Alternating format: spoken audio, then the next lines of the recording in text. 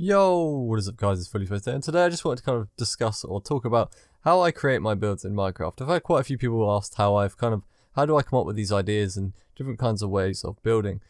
So generally when I'm building houses, it's something I would generally build more than other types of things. I enjoy building custom nether portals, things like that, but coming up with houses like this, I usually start by building the framework like I've done here. This is just a simple kind of frame. It's literally 5x5 squares and they're literally laid out. So you've got 3 5x5 squares at the back and then one in the middle front here. And it gives you this nice layout design. And then I kind of like to fill it in the design itself. So I'm going to plan out where I want my windows, where I want my door, etc. And then obviously I'm texturing it at the same time as well, just to kind of save some time. Obviously, if you're new to building, maybe build the frame of the roof first, or just do what I'm doing now, but maybe leave texturing out until you've completely done the build. Also, for a little tip for you guys, if you're building in a survival world, for example, always go to a creative world and kind of play around with how you want your build to look before you build it in survival. It will save you so much time, especially the amount of times I've built something in survival and thought, I probably should change this, and then I end up just switching out the blocks with something simple. As you'll see right in a minute, I actually switch out these birch planks and everything for oak, and I swap out the roof as well for a different kind of, palette.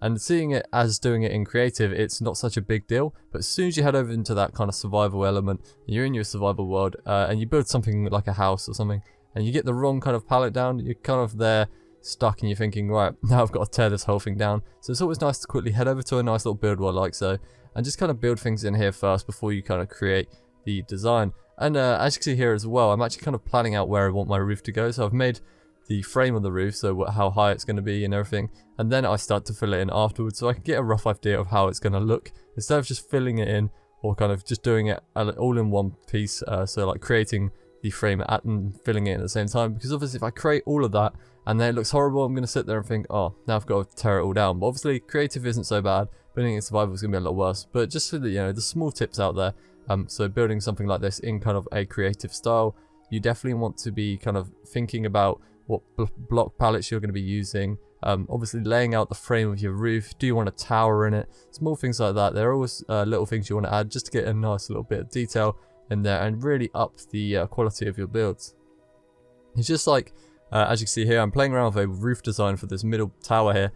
In my honest opinion, re-looking back at this build, I probably could have extended that middle tower up a bit more. So obviously, if you're building something like this in a survival aspect, you're probably going to look at it and think the same thing. Maybe I should have built this tower a bit higher. So obviously, once again, heading over into that creative world, you can always build something like this and then think, oh, do you know what? Building it up one higher would actually be a lot better.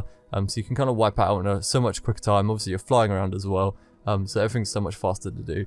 And you can just kind of get a really nice layout of this build. So I 100% would recommend building in creative before you build it in survival. Unless you just kind of want to go for it, then I mean, feel free, but it's going to take you a lot more time if you get it wrong and you want to tear things down. But as you see here, I'm still kind of laying out where I want these windows and doors.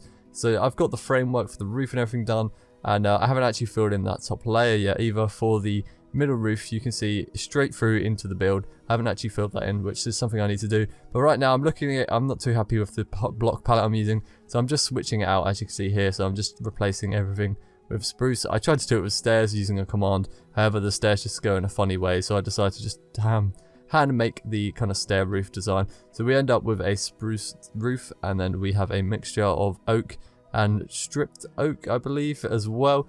Stripped oak logs in the bottom frame area, so the actual kind of blocks themselves, and then obviously the roof is a spruce version. So we've got two different wood styles here. Something that you always want to do, always switch it up. Don't kind of use one block palette, otherwise it's going to be really boring. So if I built this whole thing out of spruce, for example, it's going to look really boring. As you can see here, switching up with the oak planks and the oak logs, and you get these nice little designs. You always want to use a different kind of texture, so always using something like stripped logs or planks as one, instead of just using all planks. Otherwise you will get a very boring looking build. You can also do this with roofs, but I've kept it as one.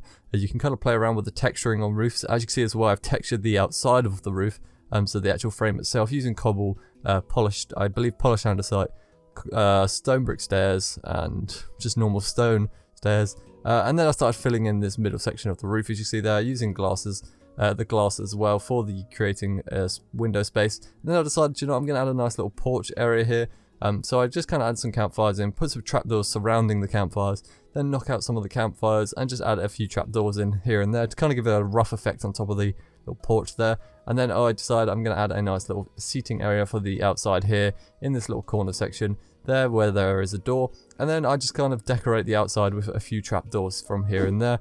Obviously when you put these wavy little trapdoors in that we're doing in Java, you can actually hang lanterns on them, which is something really cool that you should do. And you just want to kind of make a nice little arrangement of foliage or flowers or something outside round on your build, kind of giving a nice little effect, making it come alive and look like it's really been looked after. Obviously when you're building different styles of builds, maybe if it's abandoned, you don't want all these really nice pretty flowers, you want things kind of distorted and destroyed, so you want falling down walls, dead bushes instead.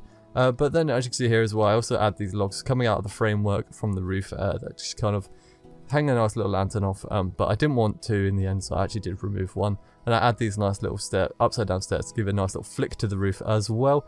And then add these logs at the top, give it a more rustic feel to it. So these logs coming out of the top there kind of look like the framework is supported throughout the whole of the top roof, so the frame would actually be supporting the top. However, it's only just coming out the top of the actual roof. Probably doesn't make too much sense in my head. The way I'm explaining it kind of makes a lot more sense, but yeah, you get this nice little feel to it. Just that oak log isn't actually going all the way through the build, it's only coming out the end, but from the outside it does look like it is going all the way through. I hope that makes sense. But I'm going to head over to first person now and just explain a little bit more about the builds as well. As you see here, I'm actually building a chimney as well, so something you can do. You can always add little things here and there to your builds. But we're going to head over to first person and I'll discuss some more of the style of building and the interior side of this. So now we're actually into first person, I can quickly kind of show you what I've done to this build. So everything is pretty much similar from the outside, except obviously I've actually decorated the whole area out here. So we've got a nice little seating area, some bushes out here. Obviously we've got the compost with leaves on top. A little crack kind of stone falling down off the chimney, looks like it's kind of broken around the back. Obviously around the back of your build here, I could actually add loads of like leaves, foliage and things to look like it's kind of not very well kept behind here. And obviously everything around the front here is a lot more clean and tidy. But we got a nice gravel and coarse dirt path, just a nice simple path. And then we got some barrels out here. Looks like maybe they're just moving in or moving out. They're just kind of transporting their stuff to and from the house at the moment. I'm not quite settled in. Or maybe you just want to give this effect but kind of have it as just a nice sort of storage area. So you got some storage out here as well. And then also we can head on the inside. So this is the most like what I want to talk about mostly. As soon as you come in, you're greeted by your little armor stand area. You can kind of put your coat or whatever. So it's like a place you would actually leave your coats. Obviously you got barrels underneath too. You can leave your shoes, for example, in there or whatever you'd like. They're just small little details you can do. You got bits of carpet here and there. It's not well looked after, so there's, you know, bits of carpet here and there. Not quite. Well, not quite the nicest kind of looking carpet. And then you come into your little kitchen area. So you got a trapdoor opens into your kitchen. You got your smoker, which is actually attached to the chimney there. And then obviously we've got a place to wash our hands. We've got a bit of salmon there on a plate. Note self, if you jump on this, it will just break. I've done that plenty of times. And you can come out to your seating area while you wait for your food to be cooked or whatever. Close this. There you can sit here and eat your food if you wish. Obviously you've got a nice little seating area here with some bookshelves, so you can kind of read and just chill out. Got a nice armor stand there, just for a nice little effect. Maybe you could add more lighting in here, as it seems to be quite dark everywhere else. Heading upstairs, we'll talk about up here. So we've got this tiny little bed, it's kind of crammed in there, so you can kind of open that up, climb into your bed. You've got a bunch of storage up here. This is literally just a kind of rammed storage room. Your second floor storage room, your little bed. You know, maybe you're still moving in or something, but there's loads of storage for you guys to kind of keep everything in.